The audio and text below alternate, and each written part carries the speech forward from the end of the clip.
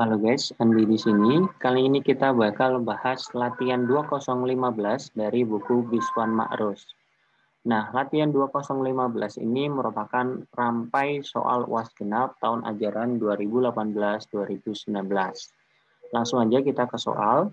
Diketahui Armandani X-Ray, AMX, merakit mesin dan perangkat X-Ray untuk keperluan medis, lalu menyewakan ke pusat-pusat medis. Jadi bisa kita lihat di sini, AMX ini merupakan lesor, sedangkan lesinya adalah pusat-pusat medis.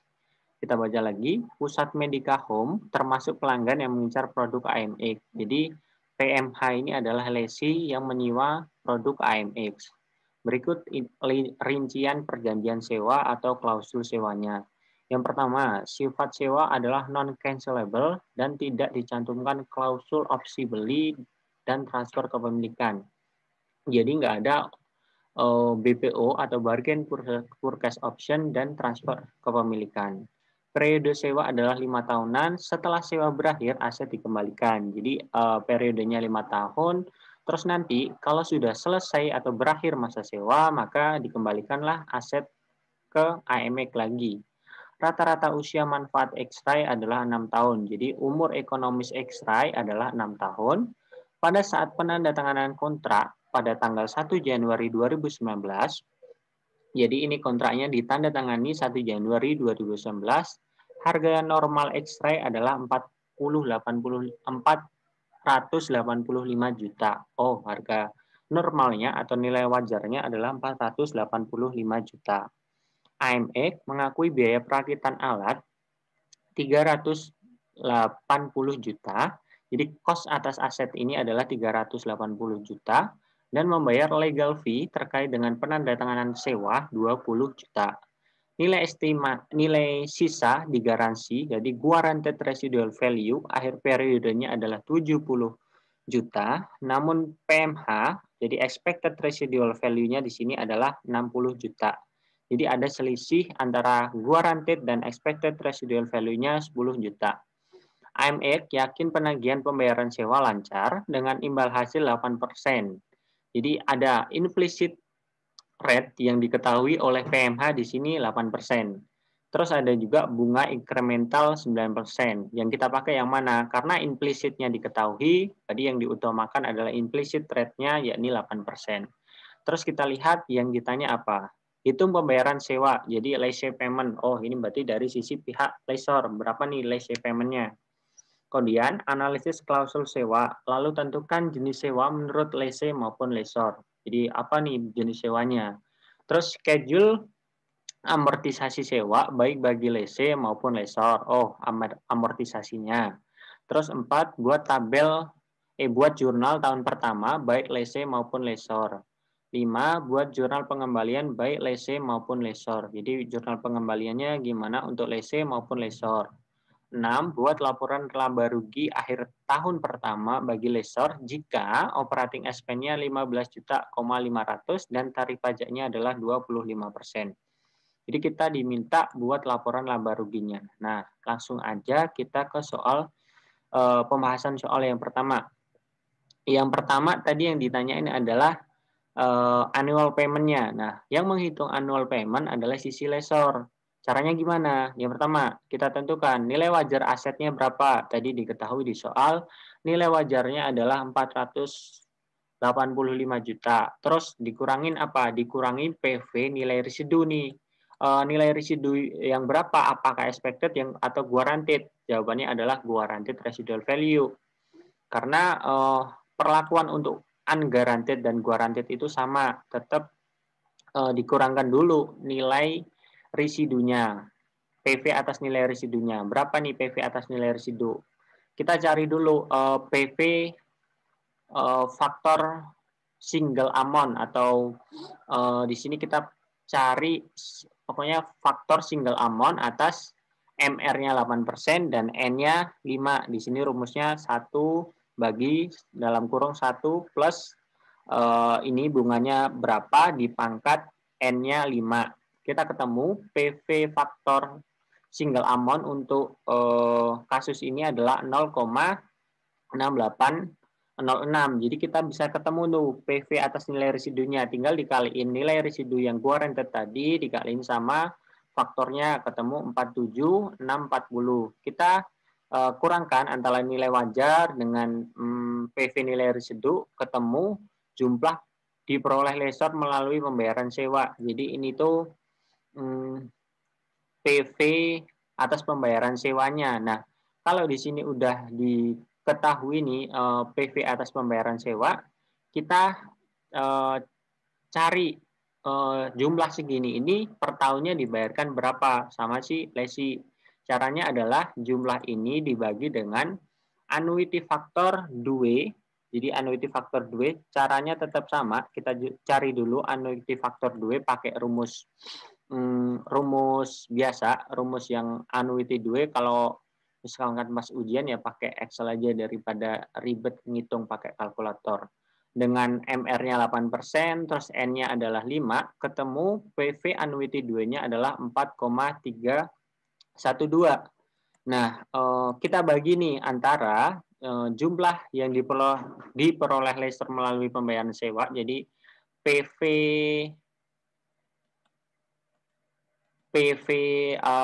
atas nilai sewa dibagi sama annuity faktor 5-8%. Jadi dibagi ketemu pembayaran sewa tahunannya atau yang ditanyakan di sini pembayaran sewa tiap tahunnya adalah 101.425.397. Jadi setiap tahunnya si lesi harus membayar sejumlah 101.425.397 atau 1,1 juta 101 sekian juta. Nah, kalau dijumlahkan lagi juga bakal ketemu PV atas annual payment-nya. Annual payment-nya ya sama kayak jumlah tadi. Intinya yang ditanyakan di sini adalah pembayaran sewa tahunannya. Jadi kita udah ketemu 101.425.397. Caranya yaitu tadi nilai wajar dikurangi PV residual value, hasilnya dibagi sama annuity factor 2 dari N yang udah diketahui di soal 5 sama 8%. Nanti ketemu pembayaran sewa tahunan. Terus pertanyaan kedua apa? Analisis klausul sewa, lalu tentukan jenis sewa menurut lessee maupun lessor. Nah, kita lihat dulu dari sisi lessor. Kan ada dua syarat bagi lessor untuk menentukan apakah sewa itu termasuk finance lessee atau operating lessee. Kalau dia termasuk finance lessee, maka harus memenuhi dua syarat ini. Yang pertama adalah satu, kontraknya non-cancelable. Tadi dia ketahui kan di soal bahwa sifat sewa adalah non-cancelable, berarti memenuhi syarat pertama. Yang kedua, lolos dari salah satu tes di bawah ini. Jadi, kalau dia itu ada ya, satu aja, itu udah dianggap dia itu lolos dari tahapan-tahapan yang ada di sini. Yang pertama, adakah transfer kepemilikan? Tadi dikatakan tidak ada transfer kepemilikan. Adakah opsi pembelian? Tidak ada. Termin sewa lebih dari 75% usia manfaat. Benar nggak? Tadi sewanya itu adalah 5 tahun, sedangkan masa manfaatnya 6 tahun. Jadi 0,83. Oh, udah memenuhi nih. Kalau udah memenuhi salah satu, udah tergolong ke finance lessee. Tapi kita lihat lagi, apakah PV pembayaran sewa lebih dari 90 harga dari harga wajar ya. Kita lihat aja nih PV pembayaran sewa berapa nih PV pembayaran sewa ini dibagi sama ini. Apakah lebih dari 90%? Oh, ternyata iya juga. Jadi memenuhi nih dua syarat dari dia dianggap sebagai finance lessee, tapi salah satu aja dia sudah dianggap sebagai finance lessee. Jadi udah dapat kesimpulan ya bahwa karena memenuhi dua syarat ini maka dia dianggap sebagai finance lessee. Terus kita lihat dari sisi lessee atau sisi penyewanya gimana nih? Sisi penyewanya apakah dia itu tergolong ke operating lease atau dia tergolong ke finance lease, kebiayaan. Caranya adalah kita gunain kriteria dari lese. Jadi untuk lese sendiri dia akan dinilai sebagai operating expense saat pertama, apakah sewa bernilai rendah kurang dari $5.000. Kalau memenuhi itu kita lihat lagi apakah sewa jangkanya pendek kurang dari 12 bulan. Nah, kalau memenuhi dua syarat itu dia dianggap sebagai operating lese. Tapi kita lihat ternyata nilai sewanya itu adalah berapa tadi nilai sewanya, apakah lebih besar? Kita lihat. Nilai sewanya kan tadi udah diketahui kan 43 berapa tadi? Nah, kita lihat di atas. Nah, nih 44165 menurut Lesi.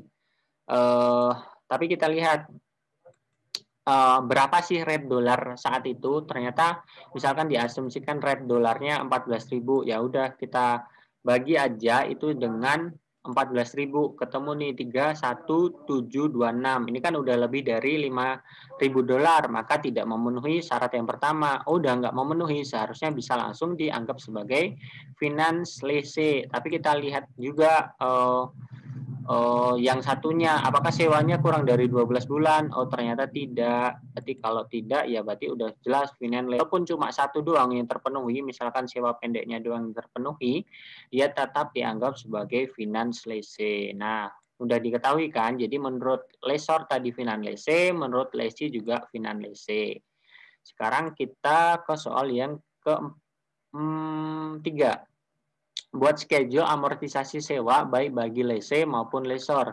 Nah, ini sebenarnya lumayan lama kalau misalkan nggak pakai Excel. Misalkan kita hitung satu-satu itu makan waktu yang cukup lama.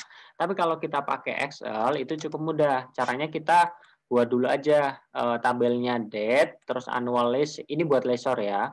Buat sisi lessornya date, annual lease payment, terus interest revenue, reduction of lease receivable sama lease receivable. Lease receivable-nya berapa? Kita lihat di soal perhitungan tadi, lease receivable-nya 485.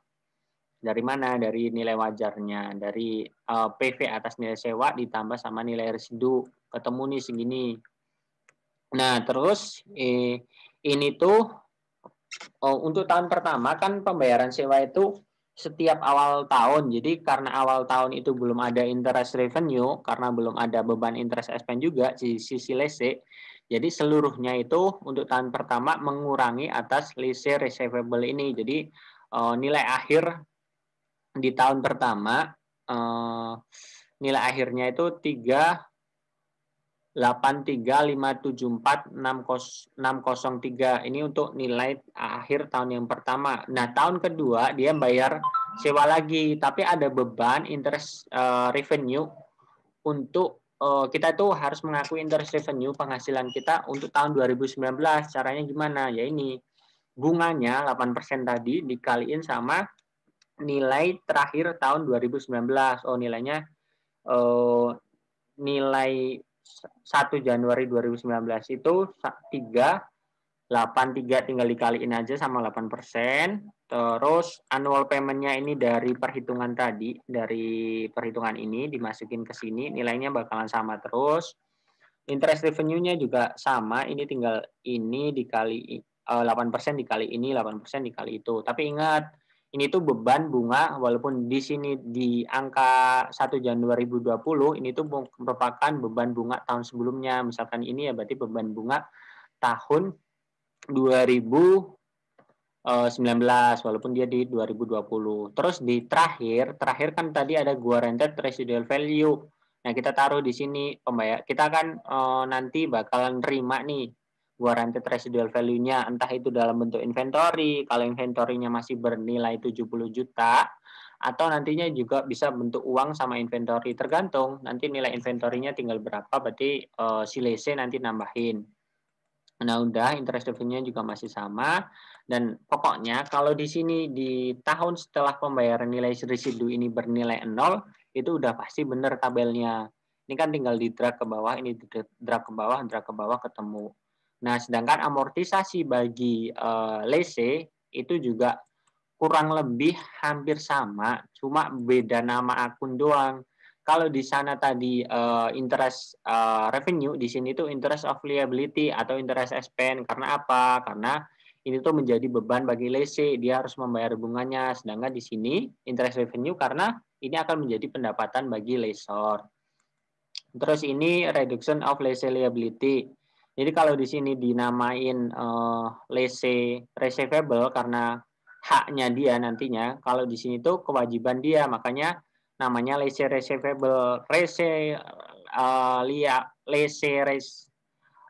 Lese bukan receivable tapi lese liability karena dia punya kewajiban. Nah, lese liability ini didapat dari mana? Ternyata lese liability didapat dari perhitungan ini nih. Pembayaran tahunannya berapa, terus dikali sama annuity due yang 5 tahun 8%, nanti ketemu PV pembayaran sewa. Nah, PV pembayaran sewa karena tadi kan expected-nya itu lebih kecil daripada gua rented-nya, ada selisih 10%. Nah, 10%-nya ini kita PV-in dulu, probable PV jadinya. Pakai bukan annuity, pakai PV single amount. Nanti dikali ketemu PV probable residual value-nya, nanti ini buat nambah yang PV pembayaran sewa ketemu lese liability. Lese liability ditaruh sini, terus ini pembayaran yang pertama, ingat tadi pembayaran pertama itu masih di awal tahun, jadi belum ada beban bunga.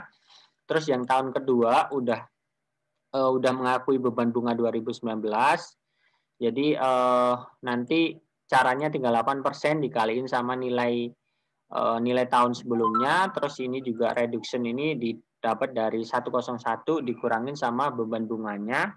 Terus nanti di drag aja yang terakhir yang nilai lese liability ini dikurangkan sama reduction of lese liability. Ini tinggal di drag. Pokoknya kalau ketemu 0 berarti di sini udah benar. Ini kalau gampangnya sih pakai itu aja pakai cheat sheet, jadi udah langsung taruh angka 1, taruh angka 1 lagi udah ketemu tuh nilainya. Nah, kita udah dapat nih amortisasi untuk lessor sama atau amortisasi untuk lese. Selanjutnya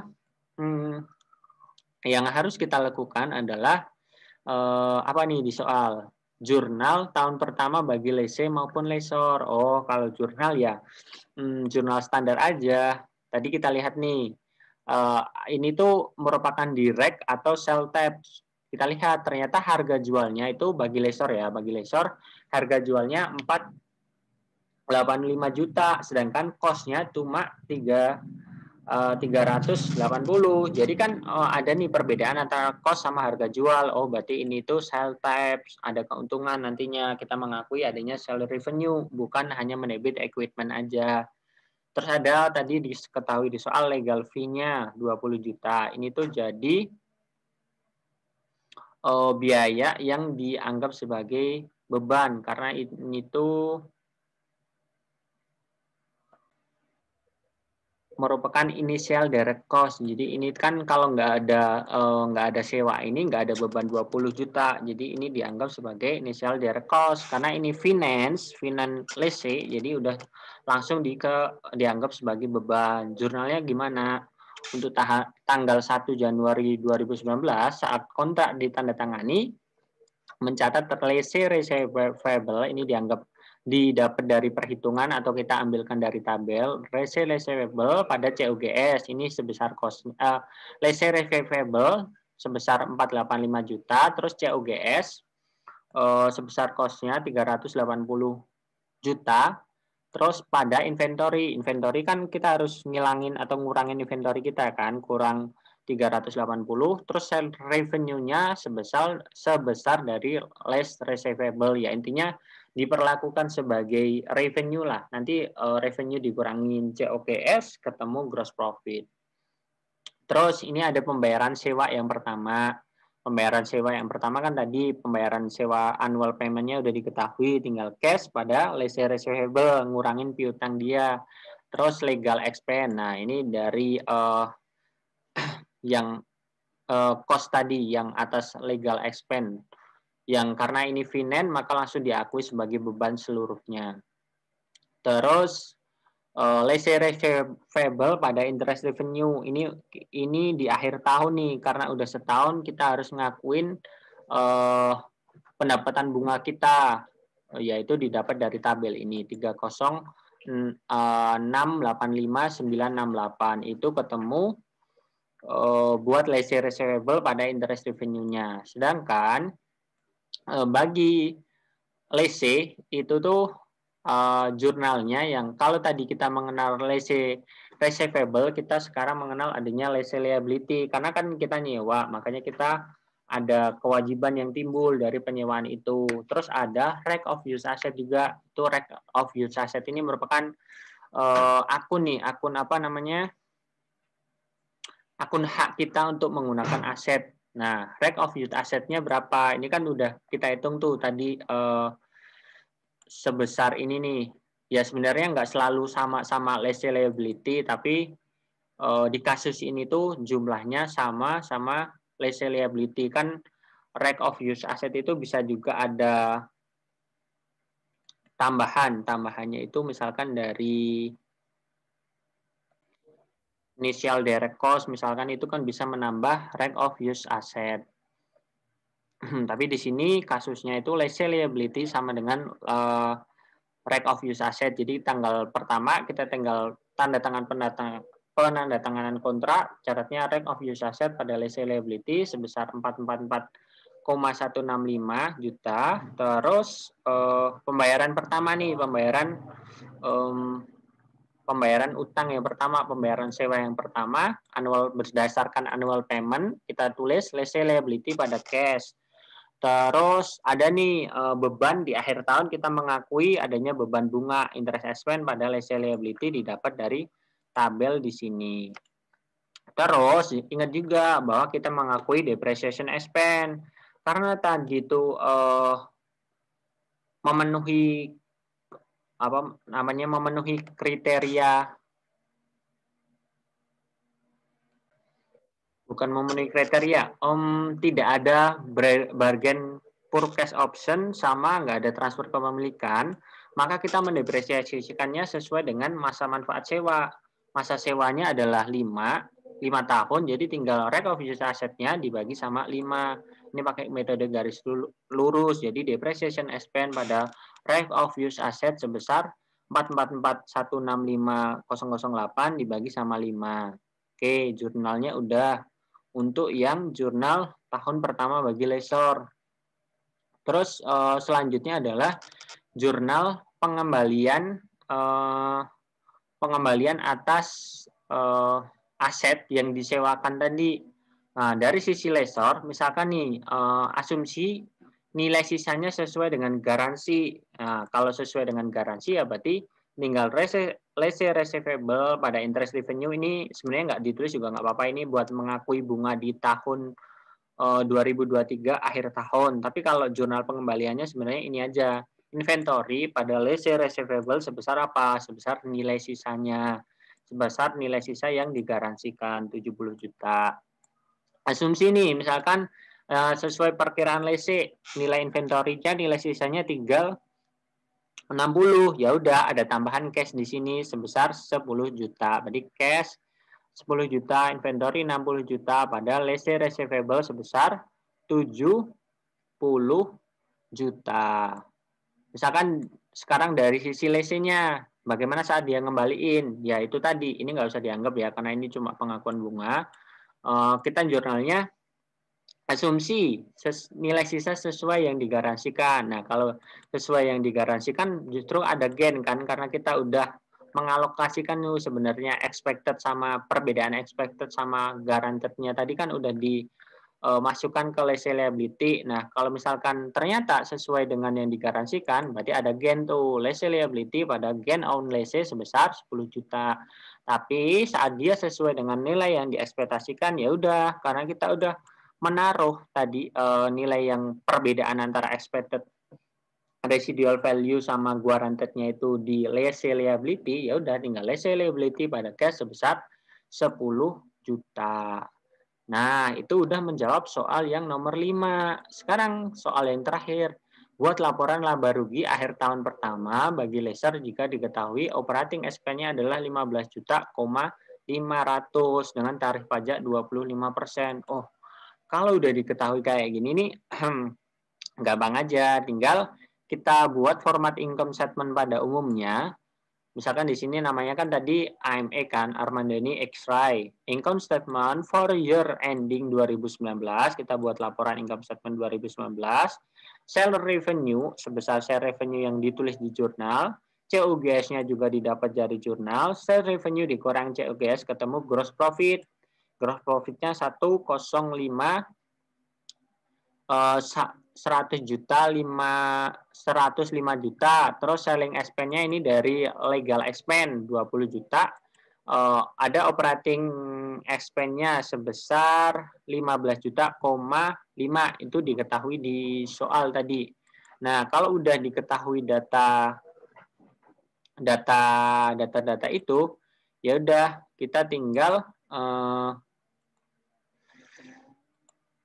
mengurangkan aja gross profit dikurangi expense ini ketemu operating income. Terus ada outer expense and outer revenue. Oh, ternyata ada interest revenue tadi berdasarkan jurnal jumlahnya 306.85968. Interest revenue-nya didapat